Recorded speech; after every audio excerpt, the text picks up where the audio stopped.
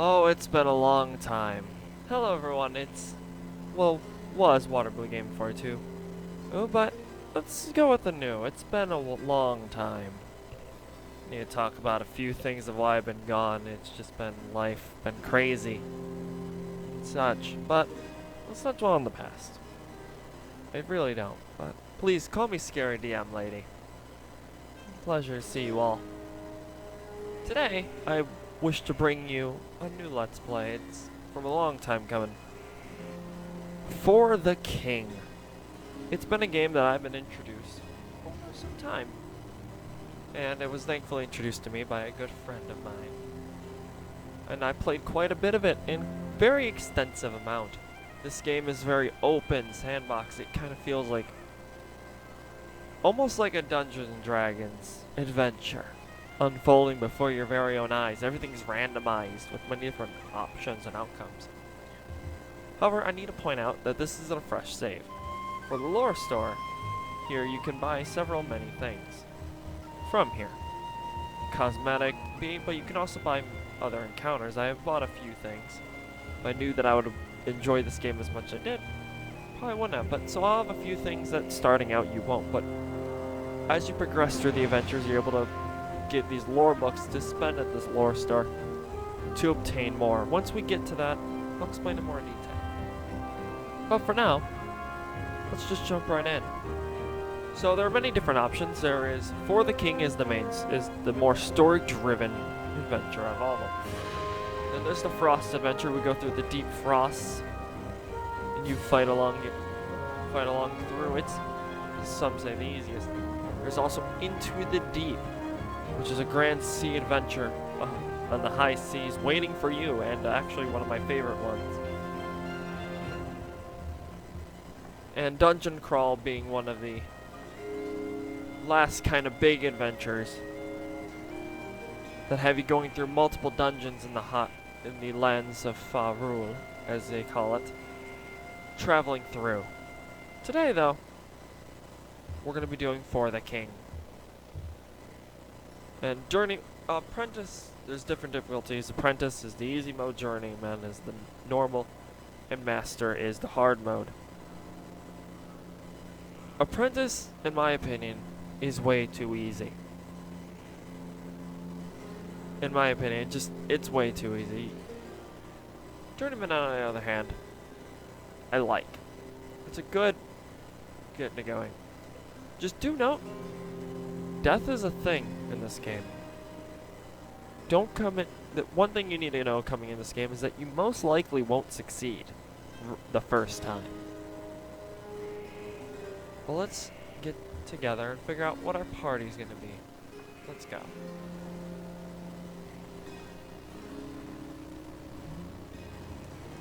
Alright, there's many different classes here before you. And I'll go into a lot of details about a lot of them, but let's start with the good old blacksmith. Let's look at their class info, shall we?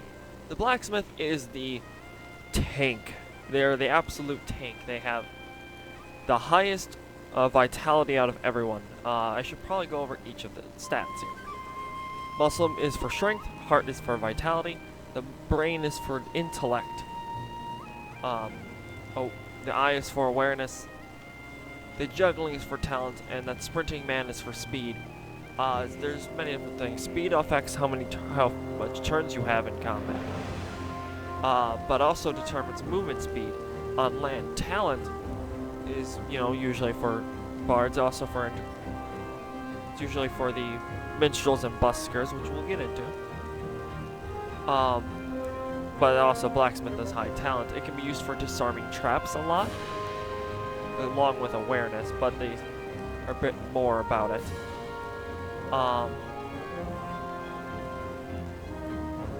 What else? I was talking about. But also it determines how good you're traveling by boat, which is a different kind of travel. Awareness is you're keeping an eye out for things that it could be used for searching and such. Intellect, also another search one, but more investigating. And there are certain times you'll come across things that have only certain abilities can be used for it, or it can be random. The heart is for the constitution. There are times when that'll be needed. And vitality also makes up for how much your hit points are as well. And then strength. Strength. It's pretty just simple. You beat things. It's also used to bash doors open, which in the dungeon is a possibility. The good thing about the blacksmith here is that they have a good passive ability called Steady. As long as they're wielding a shield, they can basically ignore damage. Percentage of the time that they can ignore, just straight out ignore damage happening. And it's why that reason why you want them equipped with a shield. Shields, a lot of shields will give the taunt special ability, which is based off vitality. So having a blacksmith with high vitality is that. Alright. But we're gonna have a blacksmith here. And let's see. We'll just have him standard. We're gonna make him a guy. We're gonna give him a little helmet. Why not? Have a backpack. And we'll give him the main color of more of a blue. That's too bright.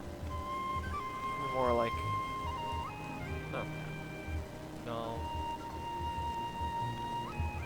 Let's go with that color. Why not? Trying to make a little not that dark. There. Then hair color. You want a bit black. For here we have our good friend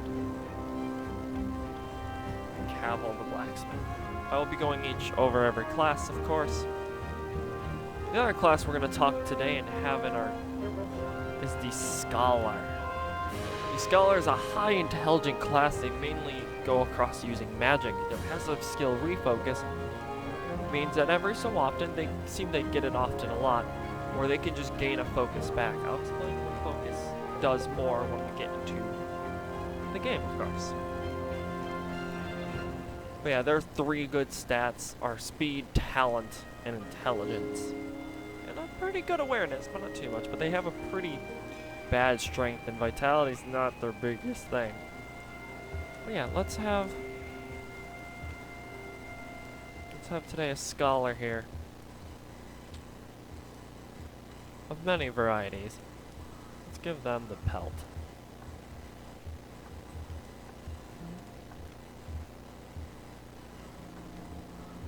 And of course, we give them some nice white clothing, but we'll give her some nice black hair there. Alrighty, but her name, our Scholar, will go by the name of Leah. Leah Draken.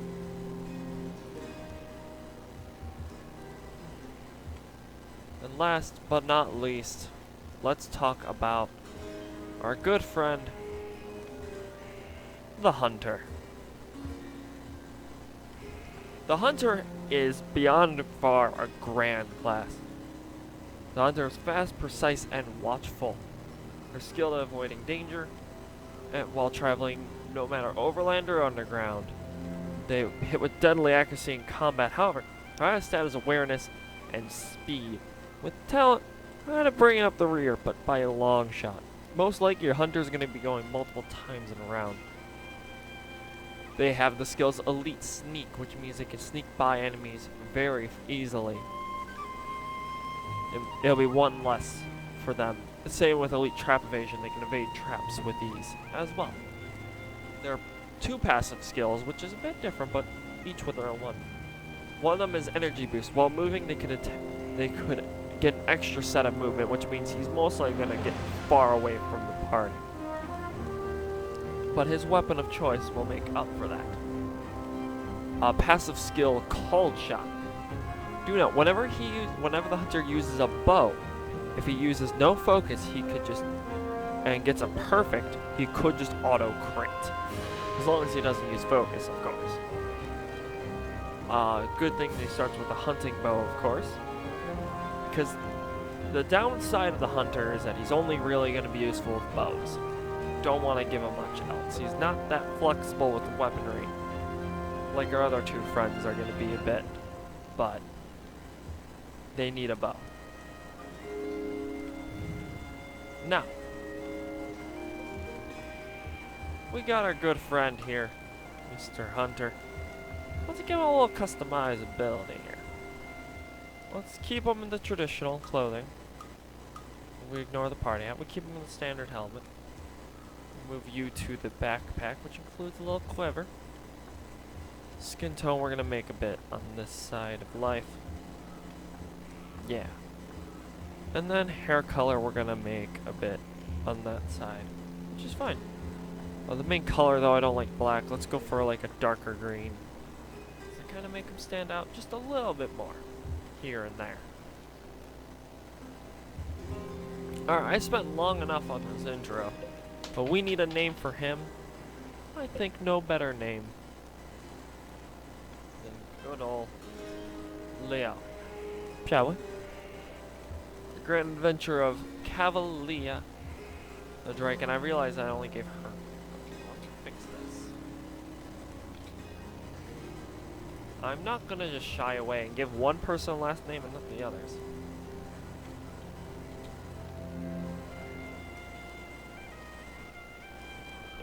There we go. I think this is our starting party. It's the average party. Just like the go-to. But we'll be exploring all the classes, of course, and getting to some of my favorites. But today we begin our journey and go out for the king. Good King Bronner has been slain. The once peaceful kingdom of Fahrul is being corrupted by wild chaos energy and ravaged by monsters and bandits. The grieving Queen Rosamond has called for Fahrul's ordinary citizens to search the lands for the king's murderer and source of the chaos energy. The tale now begins in the Guardian Forest, where there have been rumors of suspicious activity and sinister strangers in the woods. 3 would-be heroes meet in Orton to begin their quest. And the 3 we shall. First the wizard Vexer vanishes, and then my own husband was slain in his palace. You may be the last hope of Fahrul. Seek out the Branton Wood smoke. You will be told how best to aid our efforts. Your quest has begun. Strive against this chaos, lest our realm be consumed by it. We have first a quest objective. Head to Woodsmoke. However, we can go over many things right away. First off, before we even leave, we want to go to the quest board. Bounties. There are certain bounties you can do. We can either go and kill off a chaos acolyte to reduce the chaos. Chaos in this. If chaos builds up, slowly enemies will get stronger, more powerful, and the lands will become more dangerous. Reducing chaos is a good thing to do. But in the beginning, we'll have plenty of chances to do that. Delivery. We need to go Duluth. That looks tempting. We go deliver an item to somewhere else. To another place. And go take care of it. Deliver, in this case, mysterious poems to the Lonely Inlet in the Guardian Forest. That glass sword may be tempting. Let me tell you about this glass sword. This right here. This weapon looks utterly amazing, because right now we have a 10 physical weapon. This thing can go through enemies. However, if anything critical fails, this weapon shatters.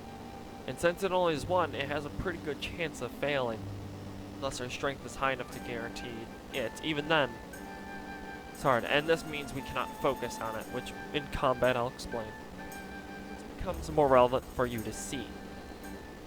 It looks super tempting, and it would be grand, but it might also break very easily. I think we should look at other things. We already talked about bounties, but this one is for gold. 30 gold. Party EXP and another delivery. You can also get party EXP. You can deliver this as well. Alright, and that's only 2. That item is super tempting, but gold is also very hard to come by in the beginning, but I think we'll be fine. You know what? I always turn these weapons down. Let's go for it. Let's change it up a notch. Oh, we don't even have to go that far. It's right here. Simply and easily, we're just gonna go do this. Well, that was simple. I'm gonna equip this immediately. And here we can view wares. We can buy a boat. Right now we can't afford a boat, but those docks are tend to use to buy boats and such. But let's immediately get into a fight to explain combat in this sense. Before we started combat, I should have explained, but I didn't. And there's cold shot going on. So before combat began, you saw there was a little area. If your allies are not in the area, they will not be able to start combat. Make sure you are checking that they are all within that area. Otherwise, you can end up losing them. Otherwise, you could end up having them not participate, and it could end up in a bad situation. Or they lose out on EXP, which is kind of bad. Here we have multiple attacks. We have an area blast, but that doesn't really help when there's only one. However, since there is just one enemy, and he has magic resistance, meaning any kind of magical damage, he's gonna block at least 1 point of it. Now there I didn't use a focus. Leon here got his cult shot off. Hit hard right in there, and it got an auto crit, which actually helped out a lot. However, if we focus, we can increase our chances to hit, and therefore perfect through. And as you saw, that was a lucky crit, but it also ignored the enemy's resistance because it is resistant piercing. Item. So that's fun. Share money there. Alright, this is a makeshift staff. It has the breakable stats. It requires 2 hands. I'm actually going to collect this as him in case we end up losing his weapon. Which is a strong possibility due to certain creatures, which I'll explain their abilities as they come. Right here, see? Currently, Caval's not in the range to get into this fight. So getting in the fight would mean it'd only be Leah and our good friend, Leon. But we don't want that. So what we're gonna do, see that we would still be in the combat range here and explore a little bit, see what our surroundings is. But right now, I kind of want to head to right here, the Sanctum of Purity. Which, once we get there, I'll explain quite their role. There's a lot of things to explain in the beginning, so sorry if this is very heavy-handed. Also, there's another way to spend focus. You don't have to just spend focus in combat. You can spend it outside of combat to increase rolls on. But you can also use it to give yourself additional movement, so that you can properly fight. Let's get into a fight with these 3. Now there is an ambush way. If your awareness is high enough, you can ambush on and only fight one of them instead of fighting the group like we have here. But we're not too hurt. We're pretty capable. I think we can take out the group. Alright, the blue means he has physical armor, meaning that's how much damage he's going to reduce, which, if you've noticed, we also have armor versus magic and physical damage. It's just how much damage is taken off from the attack. Having high armor means you're less likely gonna get hurt. Seeing that warlocks, any kind of magic dealing damage like that warlock can cause problems because they can also inflict status inflictions, which there is many different kinds in the game. So you may notice I started focus and I stopped. You can do that as well. Oh, we can show off area blast. I want to use 2 focus just to make sure it works, but we can get an area effect and hit all the enemies across the area there. And area effect damage will be a godsend. You are going to want at least someone who's capable of doing that, because otherwise it's going to get pretty nasty. And like that. Alright. So immediately it broke. That's why I don't like those weapons. They break too easy. Just because of one fail, critical fail, the weapon broke. That's why I don't like using those, but there you go. That there would have caused a stun. Stun means we would have to go back on the initiative here, which you can see up above when who goes when. Right now, since we don't have anything, we would have to punch. Apparently we can do so well, but instead, I am going to it would take my turn to equip a weapon. I'm going to instead taunt. Taunting means they're going to focus their attention on him and only him. So that way I can focus on the other enemies, but it looks like that won't be needed. I almost thought it was going to be needed, but then he would have had his attention. Although he is very hurt. That might have been very bad to do, but it worked out. Sadly, no, he has no weapon now, which thankfully we held on to the good old blacksmith hammer. Alright, I'm glad that I could show you that how powerful those weapons can be, but the big downside to them, and that showed immediately a downside. I'm going to have, there's a traveling healer. What this can do is that unlocking it means you can try and heal and get back some hit points for free, and you might as well go for it. A full restore also gains back all of your fun stuff. I'm going to move over to here. That is a bronze hero. I'm going to get to that. Sanctum of Purities. The Sanctum of Purity will allow poison and curse immunity just straight out for free. I don't want this on him. I just wanted to show it up. Or so I'm going to want to put that out on our good friend Cavil. He is needed for that. However, good thing. A Sanctum can prevent someone from dying. See, if you die, we only have 3 lives to gain them back. There's ways to gain more life, but it's hard to come by. Sanctums can, if someone were to go down, bring them back up to half health. But the price is that the Sanctum is crumbled and we can no longer use its benefits. There are many different kind of Sanctums in the world. In fact, there are enemies that can destroy Sanctums as well. Well, one kind of enemy, which we'll get to in a moment. I'm going to devote Cavil to this. It also full restores and gain back all their focus. As well on top of that. That's not too much. Let's engage this Beastman Warlock. Because XP is what we need, and keeping up our fights is useful. Plus everyone got healed, so, you know, fun times. Good arrow right in. And barely survived up. Well, yeah, he's doing magical damage, so our armor's not helping with that at all.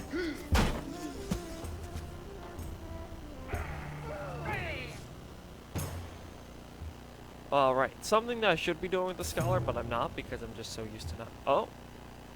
Having our. You may notice that our Hunter has this green thing that I have not explained. This is our evasion. It is how much that we are able to evade. These numbers down here tell us what kind of damage you're doing. Scholar's doing magical while these two are doing physical and how much it is. This determines our level. That's our XP bar underneath. Also, there's one skill I never explained, luck. Everyone has 50 luck. It makes them more lucky. And there are certain things that determine luck. But that green one is evasion. Sometimes you can just outright evade, or a percentage chance to evade attacks. We're going to want that on Leon as much as possible. Him being able to just straight out evade attacks, since he can't equip shields, have anything more defensive than that. Him being able to just avoid taking damage, period, is nice. Bronze Heroes. They will be able to give XP to the entire party, but the person who goes on it first will get the most, while everyone else will get 6. They'll get 18, because 12. You tribute to them. When you find them, you want to tribute to them, because XP will help us gain levels, and us getting levels will help out tremendously, keeping us alive. It's a normal thing, but I figured I might as well explain it. But let's finally head up to Woodsmoke and begin a bit more of our journey here throughout the world. But there's a huge big world out here to explore, and we haven't even scratched the surface. We're almost to Woodsmoke. I would fight that enemy down there. Hello. We're not all in combat range, but up here it will be. But we can head up to here. That'll gain us some XP, and you can see Leah leveled up, and now she's level 1. Yeah, we were level 0. Upon leveling up, your damage output will also go up by 1, and so will your HP, but not much else. It's actually up to equipment to determine you getting higher levels. Right now, currently we need to find the Glittering Mines, but in order to enter there, we need to take out this cult device. Oh, what getting you down there? In the meantime, a strange contraption is spotted. Go and investigate it. And some angry folks in fancy robes have made themselves right at home. Best prepare for a good fight. Now, this person has a new quest, and we might as well see what new quest they can have in this town. Always check town quest. It's really useful. Bounty for a gold, bounty for an item. That could be useful to get. We just slay a Timberwolf family. Timberwolf family has made its lair there. However, there is also a delivery. These are just gold amounts. They're not too much. However, reducing chaos might also be useful. I'm actually gonna go. The item is nice, but I'm gonna go past that because I do want to do that. I'm gonna go. Yeah, which will cause us to go way up to the north, but that's fine. In the market, there's many different things. I didn't show it off last time, but you can buy certain equipment. Like Scholar Apps would be very nice for our good friend. Miss Leah, which I might actually pick up for her. But what I'm going to pick up out of all of this is a lot of... You always check stores too. They have a lot of good things. But what I want is Godsbeards. Godsbeards are the only way you can heal. It's one of the few ways that you can heal in this game. Healing in this game is a hard thing to do. I'm going to head back down to here because we do have that acolyte right there, and I'm wanting to take care of that as soon as possible. We are time limited on those quests we get from towns, by the way. So it's in our best interest to get to that immediately. Alright, you can see that how the combat situation is set up, but you can see there's a bow under his. Hunters, usually a lot of their bows will have combat support. Meaning they can support from further away, so that makes up for their movement speed being ridiculous. But, yes, let us begin this fight. Hags. Alright, Beastmen, they're nothing. Hags are horrible, horrifying fucking things. You see a hag in mostly any fight, they go first. Hags can curse people, and curses are really bad and hard to get rid of. There's only 2 ways of really getting rid of curses. Through a thing called Hag's Bane, which are able to cure curses and such. However, or we go to town and we get a proper healing, a blessing, to bless away all the curses. Getting cursed means curses tend to affect your stats and make your stats just go down immensely. And that could spell very bad times for everyone. Because stats go down, that's when you start losing things. Although it could stat down intelligence on Cavil, but still, but it could end up hitting one of his good stats, which could be bad. You notice that I share off with the one who has the least money. That way they catch back up in money. These would be super nice to put on Cavil. Having some more armor and more strength so we can do melee attacks better would be nice. We're gonna head on down. You see Cavil healed on there. Occasionally you can heal outside of combat. There are certain modes where you can't do that, but that's a certain other thing. But we're not dealing with that. We are going to take care of this Chaos Leader camp, though, immediately. And then there's more of you. You should really consider joining us instead. Alright. Let's explain. Alright. Here, we should be able to explain many different statuses, hopefully, if they're able to come up. We want to take care of this little acolyte right here as soon as possible. He can give the status Inflamed. Oh. Alright, that was almost status. Let me talk about that. We can talk about this because it happened. Status Inflamed. Every so often I'm going to take random fire damage. It's not too random in a sense. Since none of them have magical armor, I'm going to area blast them and just kind of hurt them all down. But I'm going to mainly focus on that one there. So this might be a good time for a taunt. Inflame means they're going to take damage at a set period of time, and it could spell a bit bad on other things. I'm wanting to take care of them.